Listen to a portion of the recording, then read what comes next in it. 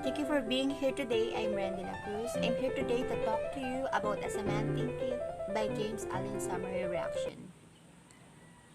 About James Allen has been a pioneer of the self-help movement.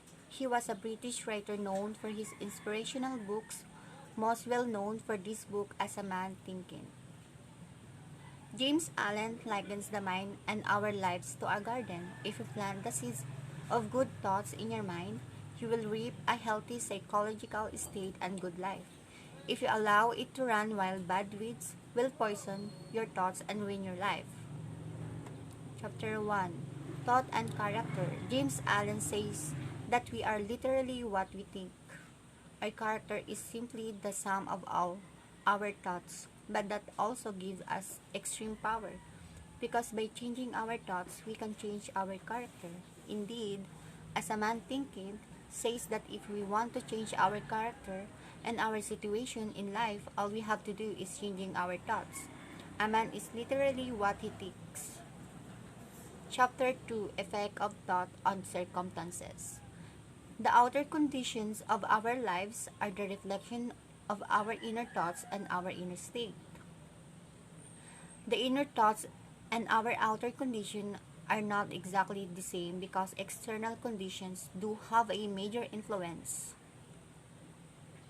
However, there is a relation between the two, and we can have an influence on our outer condition with the way we direct our outer condition. We are each the masters of our own destiny. Locus of control, you're in charge. Since we can change our circumstances and our lives, the author makes the point that blaming and complaining are useless. More than useless, actually. They poison our thoughts. And he makes the point we all take and accept more responsibility in life. This is a concept in the self-help literature called internal locus of control. It means you believe you are in control of your life instead of being shaped by external circumstances and events. It's indeed of great benefit for you to switch to an internal locus of control and accepting extreme ownership of your life. Chapter 3, Effect of Thoughts on Health and Body. The mind influences our body as well.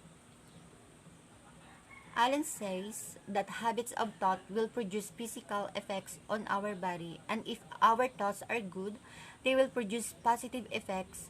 If our thoughts are negative, they will produce bad effects.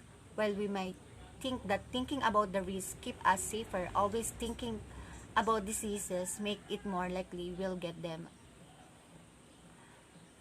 As a man thinketh, a sore face doesn't happen by chance. Sore thoughts made it. Good thoughts lead to healthy habits. As a man thinketh also links our thoughts to actual habits we form, which make a lot of sense. If we think about our health and care about it, we are more likely to form positive habits of healthy eating and exercise, which will lead to a better life. Chapter 4, Thought and Purpose. As a Man Thinketh has two key messages in this chapter. Number 1, you need a purpose in life. Number 2, doubts and fears stand in the way of achievement. People without a purpose have too much time on their hands to focus on fears, worries, and petty problems. And in turn, worries, fears, and doubts are the greatest enemies of achievement.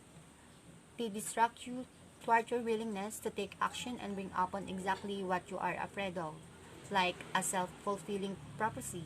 If you want to forge forward, you need to clear fears and pessimism from your path. There is no accomplishment until thought is linked with purpose.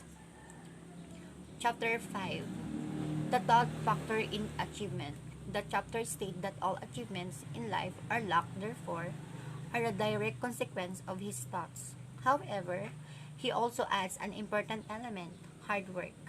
The high achiever in As a Man Thinketh must sacrifice a lot to accomplish a lot. Chapter 6, Visions and Ideals. Dreams and visions underpin reality. Dream big and you will achieve big. This chapter reminded a bit of the magic of of thinking big. The greatest achievement was once a dream. The last chapter says, Allen is calmness of mind is the last stage of wisdom. To achieve serenity, meditation is of great help. There are few good resources. The Power of Now and The Underread Soul. Like for instance, in one quote as a man thinking, watch your thoughts for they become words. Watch your words for they become actions. Watch your action for they become habits. Watch your habits for they become character. Watch your character for it becomes your destiny. That's the end of my summer reaction. I hope you enjoy it. You can find more information and my example work by visiting my website at healthylifestyle.wordpress.com. Thank you for watching and I look forward to meeting with you in the near future.